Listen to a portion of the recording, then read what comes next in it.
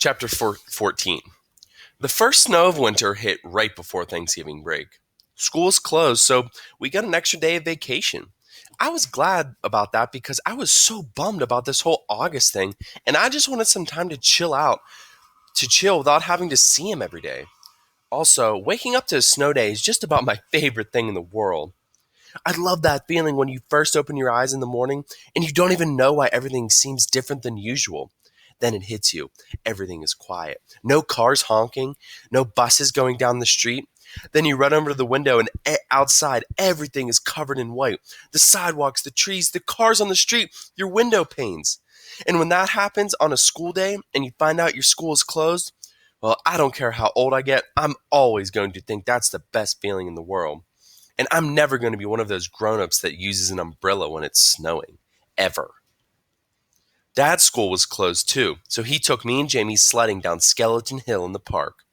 They say a little kid broke his neck while sledding down that hill a few years ago, but I don't know if this is actually true or just one of those legends.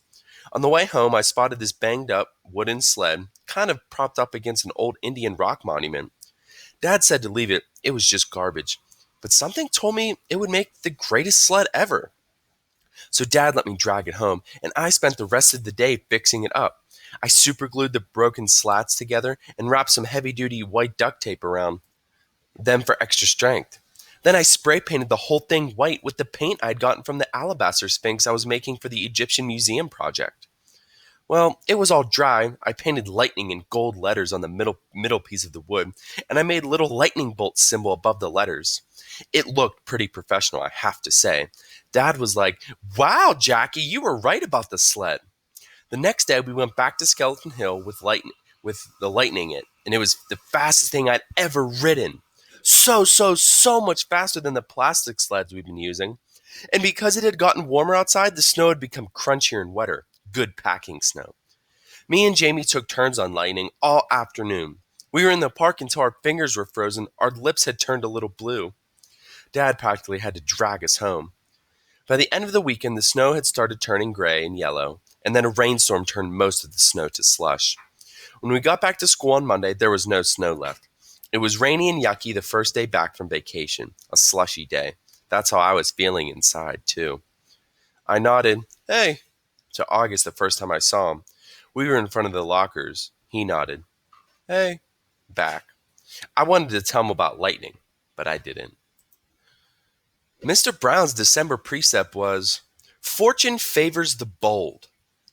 We were all supposed to write a paragraph about some time in our lives when we did something very brave and how, because of it, something good happened to us.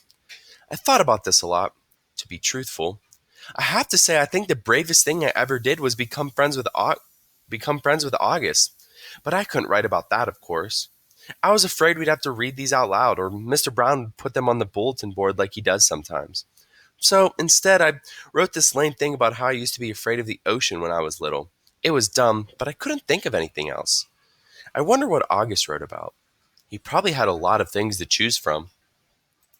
My parents are not rich. I say this because people sometimes think that everyone who goes to private school is rich, but that isn't true with us.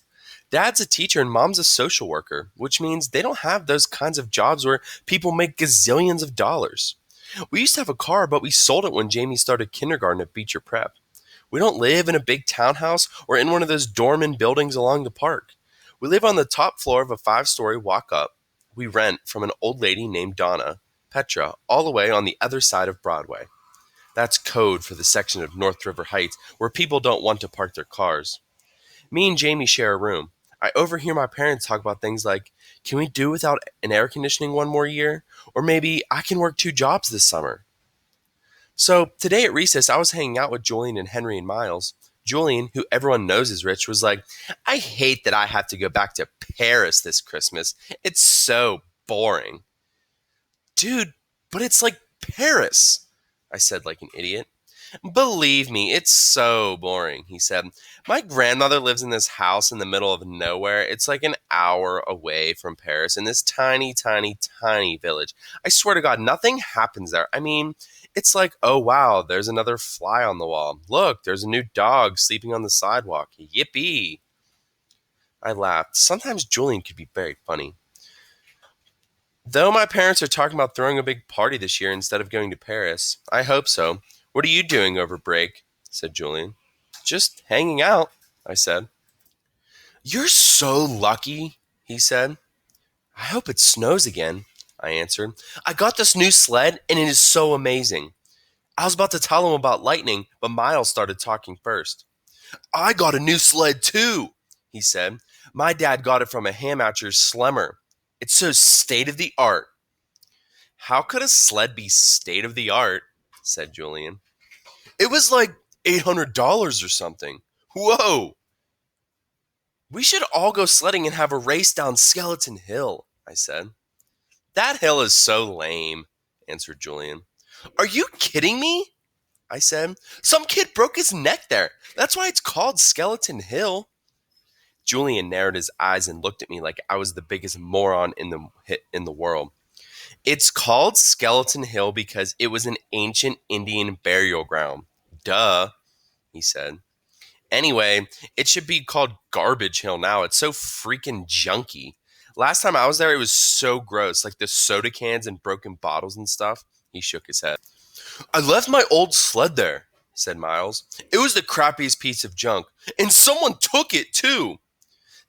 Maybe a hobo wanted to go sledding, laughed Julian. Where did you leave it? I said. By the big rock at the bottom of the hill, and I went back the next day and it was gone. I couldn't believe somebody actually took it. Here's what we can do, said Julian. The next time it snows, my dad could drive us all the way up to this golf course in Westchester that makes Skeleton Hill look like nothing. Hey, Jack, where are you going? I had started to walk away. I've got to get this book out of my locker, I lied.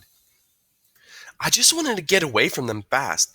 I didn't want anyone to know that I was the hobo who had taken the sled. I'm not the greatest student in the world. I know some kids actually like school, but honestly, can't say I do. I like some parts of school like PE and computer class, and lunch and recess, but all in all, I'd be fine without school. And the thing I hate the most about school is all the homework we get. It's not enough that we have to sit through class after class and try to stay awake while they fill our heads with all the stuff we will probably never need to know, like how to figure out the surface area of a cube or what the difference is between kinetic and potential energy. Hey, how about that, guys? We talked about potential and kinetic energy at the beginning of the year. Remember, potential energy is being stored for later, and kinetic energy is like what you're using to run and all that good stuff, run and walk. All right, coming back. I'm like, who cares? I've never ever heard my parents say the word kinetic in my entire life. I hate science the most of all my classes. We get so much work, it's not even funny.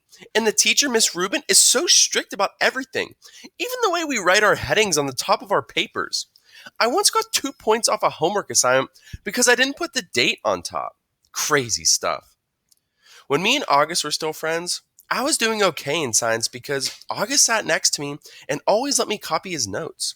August has the neatest handwriting of anybody I've ever seen who's a boy. Even his script is neat, up and down perfectly with really small round loopy letters.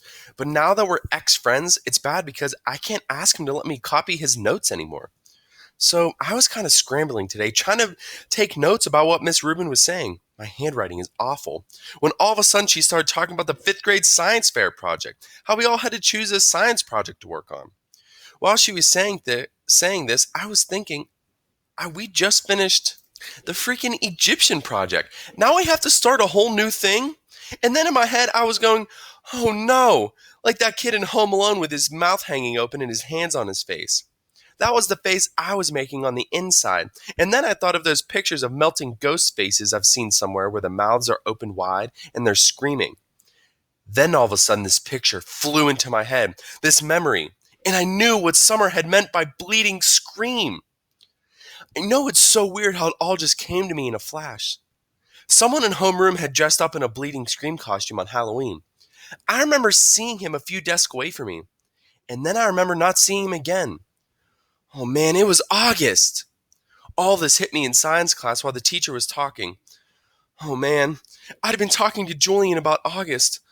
Oh man, now I understood. I was so mean. I don't even know why. I'm not even sure what I said, but it was bad. It was only a minute or two. It's just that I knew Julian and everybody thought I was so weird for hanging out with August all the time. And I felt stupid. And I don't know why I said that stuff. I was just going along. I was stupid. I am stupid. Oh God, he was supposed to come as Boba Fett. I would have never said that stuff in front of Boba Fett, but that was him. That bleeding scream sitting at the back, sitting at the desk looking over at us. The long white mask with the fake squirting blood, the mouth open wide, like the ghoul was crying. That was him. I felt like I was going to puke.